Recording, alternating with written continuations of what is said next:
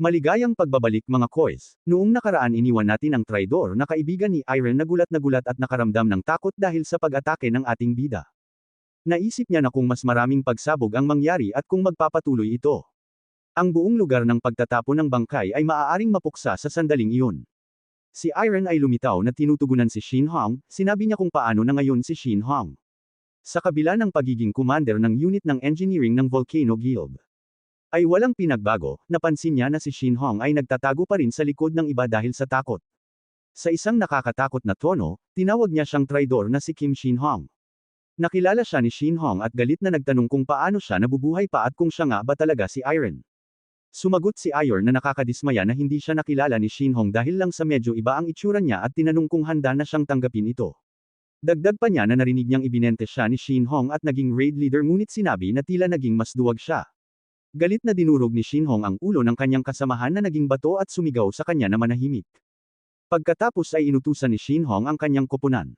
Ang Black Hawk, napatayin kaagad si Iran ng walang pag-aalinlangan. Sinunod ng Black Hawk ang kanyang utos, alam ni Iron na ang Black Hawk ay isang personal na escort na nakatalaga sa mga raid leader na nagpapatakbo sa isang antas na mas mataas kaysa sa Wosen Guild. Ang kanilang mga antas ng kasanayan ay karaniwang nasa itaas ng 70 ayon sa mga pamantayan ng mga manlalaro na ginagawa silang mga eksperto na malapit ng maging mga ranggo. Ang kanilang natatanging kasanayan ay ang pagiging lihim dahil sila ay sinanay bilang mga assassin. Habang kinikilala ni Iron na ang kawalang kitaan ay mapanganib. Hindi ito banta sa kanya habang sinusubukan ng isa sa mga Black Hawk na mag-sneak attack mula sa likuran. Napansin siya kaagad ni Iron, ang assassin ay nagulat nang tumalikod si Iron at naglabas ng isang itim na bola. Alam na ang pagiging lihim ay gumagana lamang laban sa mga ordinaryong manlalaro na hindi nakakaramdam ng panloob na enerhiya. Itinapon niya ang bola sa umaatake na tumama sa kanyang mukha. Ang bola ay isang pagpapakita ng ikatlong antas ng Blood Demon Divine Art. Itim na dugo, partikular na ito ay isang itim na dugo na globo. Isang diskarte na kapag nakikipag-ugnayan ay naghiwa-hiwalay tulad ng isang shotgun blast. Sumisipsip ng panloob na enerhiya ng kalaban at mahika at pagkatapos ay sumabog. Itinaas ni Iron ang kanyang kamay at nag-conjure ng ilang higit pang mga itim na dugo na globo. Dinurog ang mga ito sa mga piraso at itinapon ang mga ito patungo sa iba pang mga miyembro ng Black Hawk. Ang mga shard ay tumama sa kanilang mga target na pinapatay sila kaagad habang sumabog sila sa marahas na pagsabog, itinakip ni Shin Hong ang kanyang mukha at nagtataka ng may takot kung paano nagamit ni Iron ang ganoong kasanayan, desperado para sa mga sagot, na-activate niya ang kakayahan sa paghahanap ng impormasyon ng kanyang system, gayunpaman, isang matinding sakit ang dumaan sa kanyang ulo. Habang ang interface ng system ay naging pula, nag-aalala si Shin Hong. Napansin niya na ang mga salita sa system ay nagbago sa isang hindi pamilyar. Isang bagay na hindi pa niya nakikita kailanman, habang nagpupumilit si Shin Hong na maunawaan ang nangyayari. Lumapit sa kanya si Yun na nang aasar, tinanong ni Yun kung tama ba ang kanyang pag-aakala na gustong-gusto ni Shin Hong na malaman kung paano niya nakuha ang ganoong kapangyarihan. Kinutya niya si Shin Hong na nagmumungkahi na ang pagkamausisa ay angkop sa kanya dahil hindi siya kailanman kumikilos ng walang unang pagtitipon ng sapat na impormasyon tungkol sa kanyang mga kalaban. Sinabi ni Ira na ang maingat na kalikasan na ito ay tipikal sa kanya at tinukoy siya bilang pangunahing tangke ng guild. Si Shin Hong, nagalit pa rin, ay kinuha ang kanyang espada at sumagot na hindi na siya ang tangke na si Kim Shin Hong na kilala noon ni Iron sa dunk ngunit ngayon ay ang raid leader ng Hen Guild. Inakusahan niya si Iron na palaging kumikilos na mas mataas. Nagpapanggap na matuwid at hinamon siya upang makita kung kikilos pa rin siya sa parehong paraan ngayon. Nagmamadaling sumugod ng walang pakialam sa kanyang mga kasamahan. Nalalo pang nagudyok sa kanya, inanyayahan ni Shin Hong si Iron na magpatuloy at mag-rampage ayon sa kanyang kagustuhan. Kalmado namang sumagot si Iron na iyon mismo ang kanyang balak. Tinutok niya ang isang itim na dugo na globo kay Shin Hong at binaril ito. Ginamit ni Shin Hong ang kanyang espada upang harangan ang pagsabog. Bagamat nagawa niyang tiisin ang puwersa, biglang lumitaw si Yun sa likuran niya at nagkomento kung gaano kaunti ang pagbabago ni Shin Hong kahit na bilang isang raid leader. Naglabas si Yun ng isa pang itim na dugo na globo na nagkomento na ang Hen Guild ay hindi kailanman maaalagaan ng maayos ang isang tulad ni Shin Hong at inaasahan ang pag-atake. Na-activate ni Shin Hong ang kanyang puting kalasag na hamarang sa globo sa tamang oras. Iniswing ni Shin Hong ang kanyang espada kay Iron na sumisigaw sa kanya na manahimik. Basta-basta na ikiling ni Iran ang kanyang ulo pabalik upang maiwasan ang pagtama. Ngunit hininto ni Shin Hong ang pag-swing sa gitna ng paggalaw at marahas na ibinaba ang espada.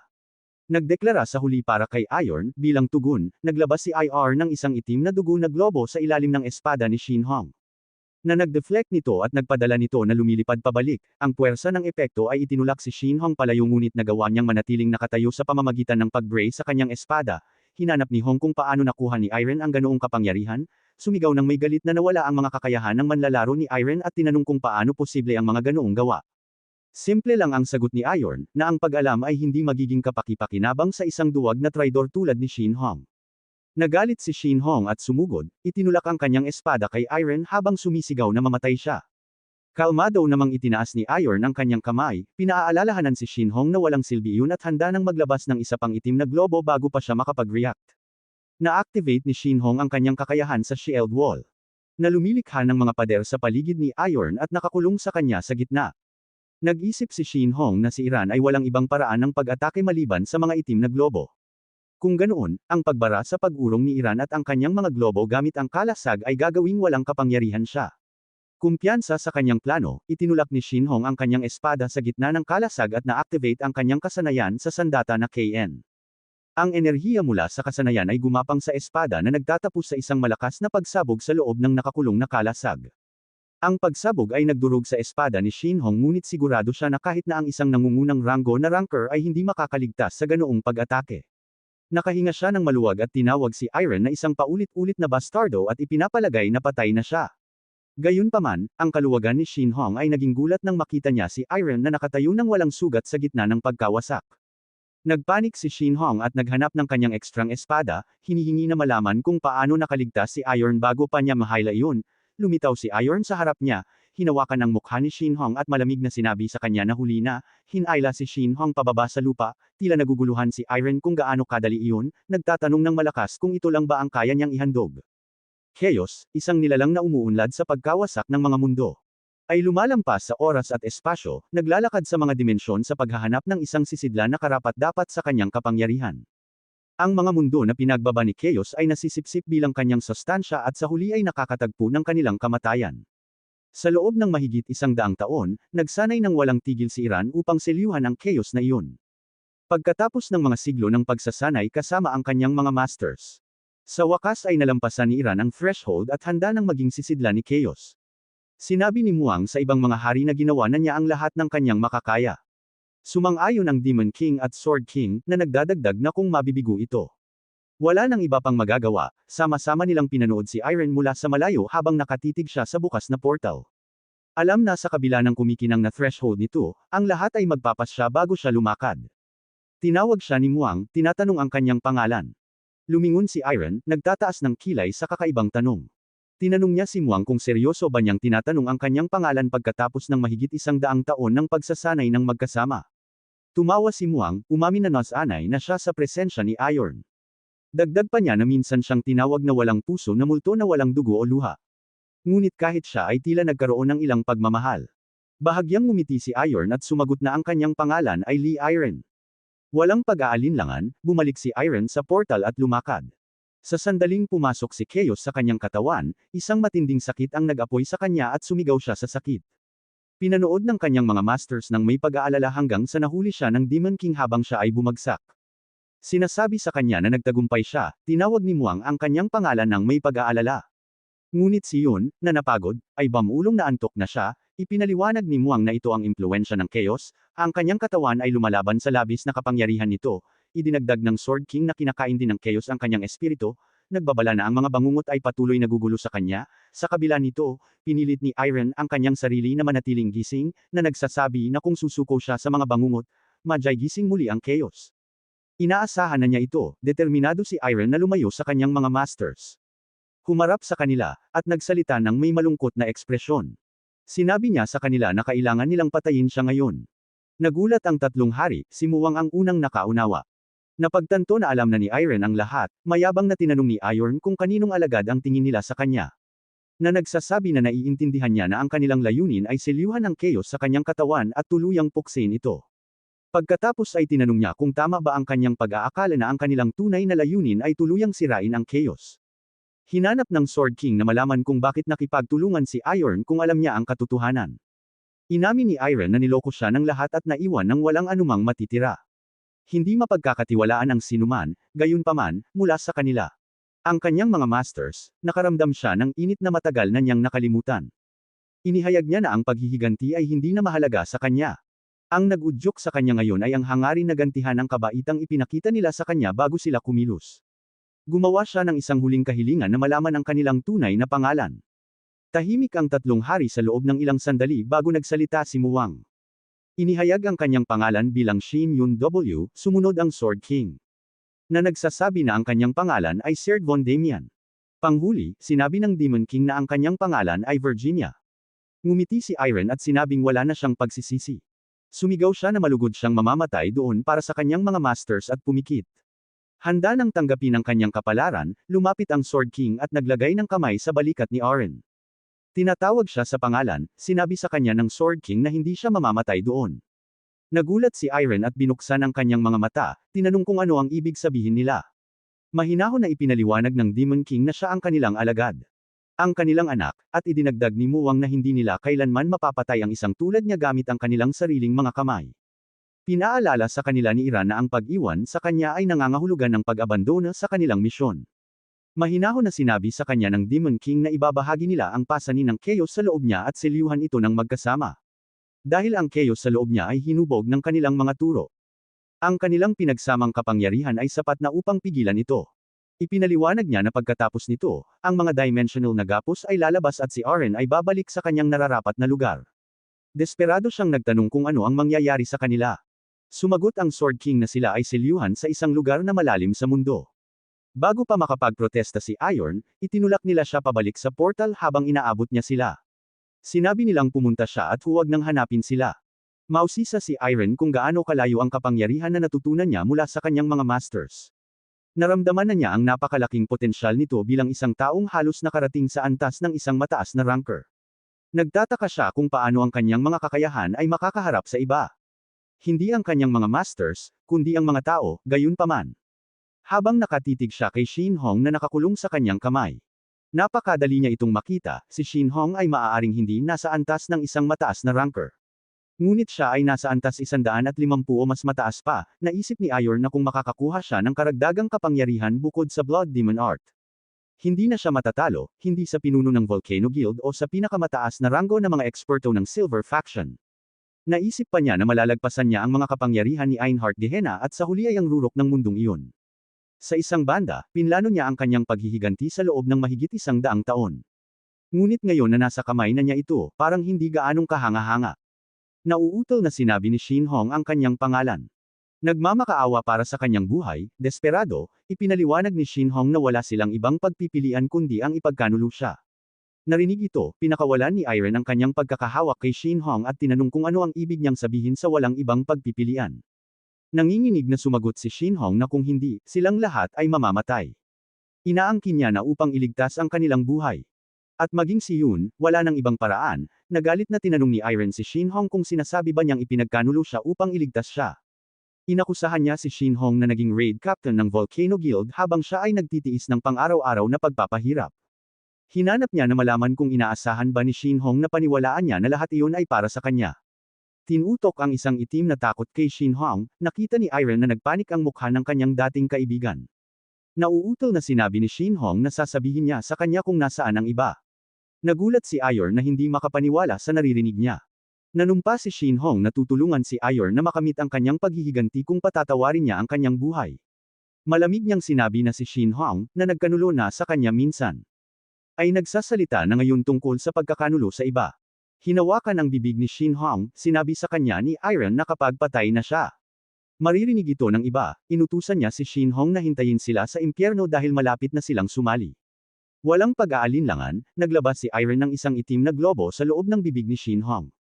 Na nagdulot ng pagsabog ng ulo ng kanyang dating kasamahan at pinakamamahal na kaibigan sa alikabok. Ilang sandali lang, lumabas si Iron mula sa lugar ng pagtatapon. Walang kahirap-hirap na sinira ang mga kadena na nagkulong dito. Ang mga alipin at mga gwardya sa labas ay automatikong naunawaan na ang lalaking nakalaya mula sa bangin ay natalo ang Blackhawks at si Kim Shin Hong. Tumitig siya sa mga natatakot na alipin at naisip na kung hindi dahil sa kanyang mga masters. Maaari sana siyang matapos na tulad nila, naglabas siya ng ilang itim na globo, naisip niya na kung iiwan ang mga alipin sa kanilang sarili, malamang na mamamatay rin sila, mas mabuti nang tapusin niya ang kanilang pagdurusa. Sumigaw ang mga alipin at mga gwardya sa takot at tumakbo, ngunit ang mga itim na globo ay tumama sa kanila nang may hindi nagkakamali na katumpakan bago pa sila makatakas. Isa sa mga alipin ang bumagsak sa lupa, nanginginig at umiiyak, nauutol na ayaw niyang mamatay. Gayunpaman, ang itim na globo ay nagdurog sa marka ng alipin na nakaukit sa kanyang katawan sa halip na patayin siya. Naguluhan ang alipin, sinuri ang kanyang katawan at napagtanto na buhay pa rin siya. Nag-aalala ang ibang mga alipin, hinawakan ang kanilang sariling mga katawan at natuklasan na ang kanilang mga marka ng alipin ay nawala rin. Itinaas ang kanyang kamay sa kisame, naglabas si Iron ng isa pang pagsabog na nagdulot ng pagbagsak ng yungib. Napagtanto ng mga alipin kung ano ang nangyayari at nagsipagtakbuhan upang makatakas. Bago umalis, sinabi sa kanila ni Iron na maaari nilang piliin para sa kanilang sarili kung mamamatay ba sila na nalibing sa ilalim ng mga labi o tatakas ng buhay habang nagsisimula ng mahulog ang mga bato. Tumalon siya mula sa isa patungo sa isa, naglalakad palabas ng nagbabagsak na yungib. Nakatayo sa labas, si Muong sa wakas, si Yon ay nagmuni-muni kung paano noong una niyang nakilala ang kanyang mga masters. Ang gusto lang niya ay sirain ang mundo, gayunpaman. Matapos masaksihan ang kanilang sakripisyo, sa wakas ay naunawaan niya ang kanyang tunay na layunin. Humarap siya at naisip ang chaos na pumupuno sa mundo at nagpa siyang ubusin ang lahat. Ginagawa ang chaos na kanyang sarili, kalaunan, dumating ang Volcano Guild sa Moyongchong. Si Inwu, ang pinuno ng Red Plum Raid mula sa Volcano Guild, ay nakita ang sitwasyon na walang katotohanan at sinabi na narinig niya ang ulat ngunit hindi niya akalain na totoo ito.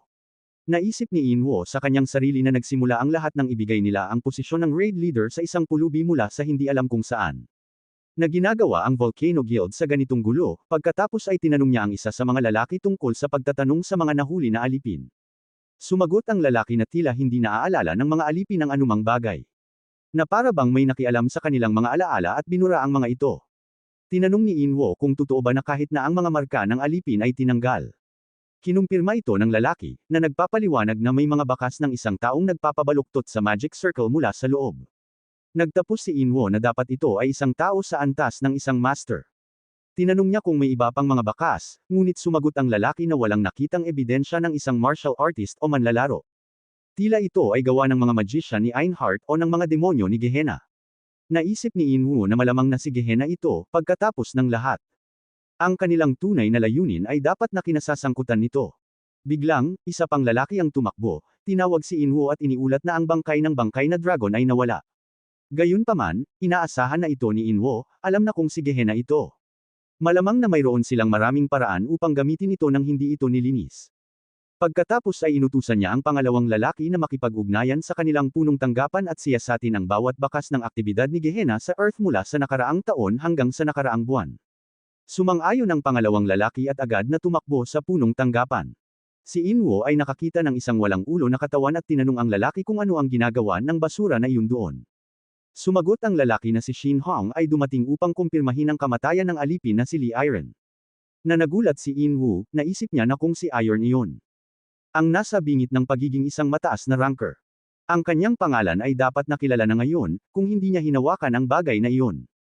Tinanong ni Inwo tungkol sa bangkay ni Iran, at ipinaliwanag ng lalaki na mga isang buwan na ang nakalipas nang masira ang marka ng alipin.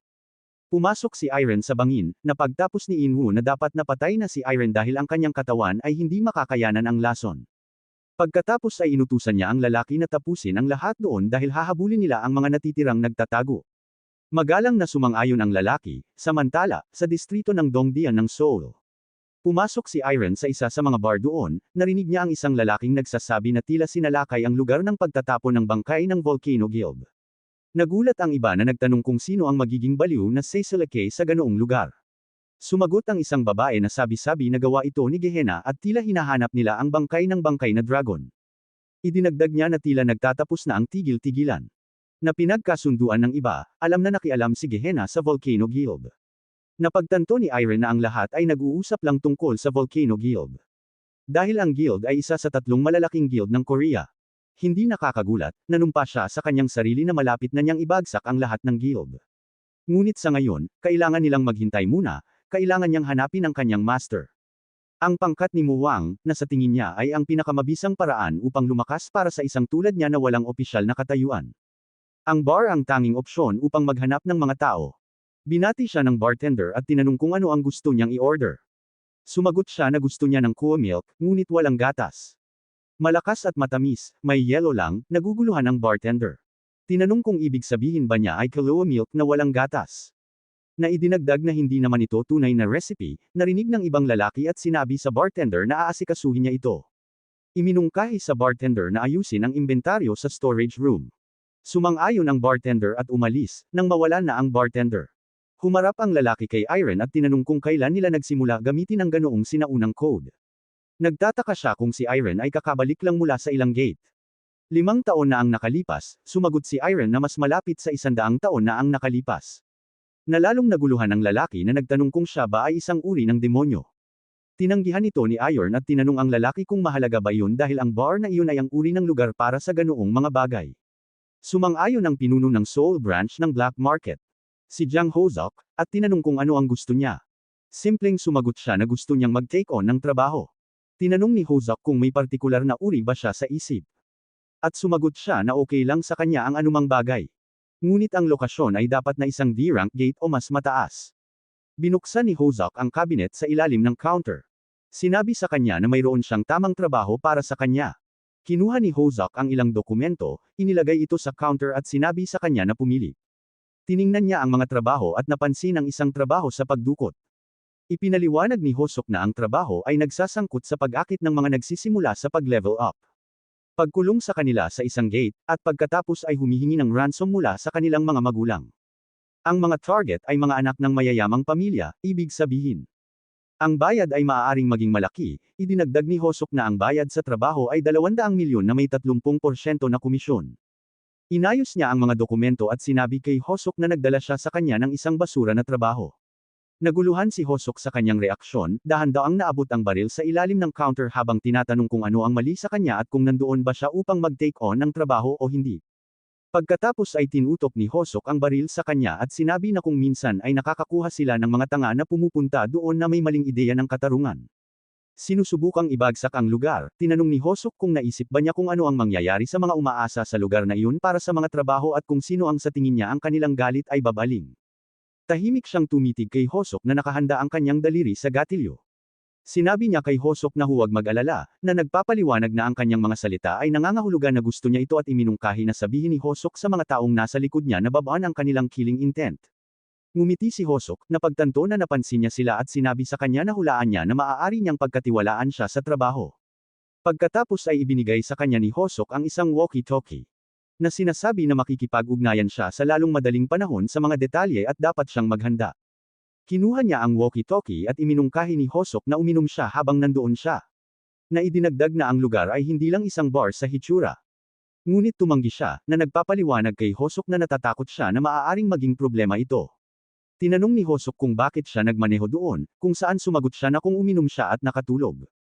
Mamamatay ang lahat doon, hulaan ni Hosok na wala siyang sense of humor at sinabi sa kanya na hindi ito sa pilitan kaya dapat niyang gawin ang gusto niya. Humarap siya upang umalis, sinabi kay Hosok na aalis na siya. Pinanood ni Hosok na lumabas siya ng bar, iniisip na siya ay isang late bloomer na may middle school delusion complex at mamamatay rin siya sa lalong madaling panahon sa ganoong bilis. Ilang araw pagkaraan, sa Dandong ng Myeongju City, sa isang D-rank gate. Kumaway ang isang nagsisimula sa isang lalaking nagngangalang Chae-ho. Kumaway pabalik si Chae-ho sa nagsisimula, si Min-hong. At ipinagbigay alam sa kanyang koponan na ang mga nagsisimula na iyon ang mga manlalaro na sumasali sa kanyang mga piraso sa pagkakataong ito. Idinagdag niya na sila ay parang mga nakababatang kapatid sa kanya kaya dapat silang mag-ingat sa kanila. Ang mga nagsisimula na manlalaro ay yumuko sa kanilang mga nakatatanda bilang tanda ng paggalang. Tinanong ni Chae-ho si Min-hong kung ano ang nararamdaman niya tungkol sa kanyang unang field operation. Nahihiyang tumawa si Min-hong at sumagot na medyo kinakabahan siya. Tiniyak ni Chae-ho sa kanila, na sinasabi na walang dapat ikabahala dahil ang mga miyembro ng kanilang partido ay kasama niya ng mahigit sa 3 taon. Na nangangahulugang ang isang D-rank gate ay hindi malaking bagay. Pagkatapos ay itinuro ni Chae-ho ang gilid at sinabi sa mga nagsisimula na ang mga taong iyon ay mga Wanderers at si Iron ay kasama ng grupo ng Wanderers. Nagulat si Min-hong at ang kanyang mga kasamahan nang marinig ito. Ngunit ang isa sa mga babae sa grupo ni Min-hong ay hindi nagpakita ng anumang pagkagulat. Ipinaliwanag ni Chae-ho kay Min-hong na ang mga Wanderers ay mga martial artist kaya hindi siya dapat mag-alala. Na idinagdag na ang mga Wanderers na iyon ay kasama niya ng mahigit sa 3 taon. Tiniyak nito si Min-hong na magalang na humingi sa mga Wanderers na alagaan sila, alam ni Iron na natural lang para sa kanila na kabahan, Ang mga Wanderers ay kilala sa paggawa ng mga bagay na hindi mas maganda kaysa sa mga demonyo ni Gehenna, kaya kahit sa black market, ipinakilala siya ni Hosok bilang isang Wanderer, ngunit napansin niya na ang isa sa mga nagsisimula na manlalaro ay tila hindi gaanong nagulat at nahulaan na natagpuan na niya ang kanyang hinahanap. Salamat mga koys sa patuloy na panunood, patuloy lang na mag-like at mag-subscribe for more videos. Shoutout din po sa lahat ng masisipag mag-comment. Kudos mga koys!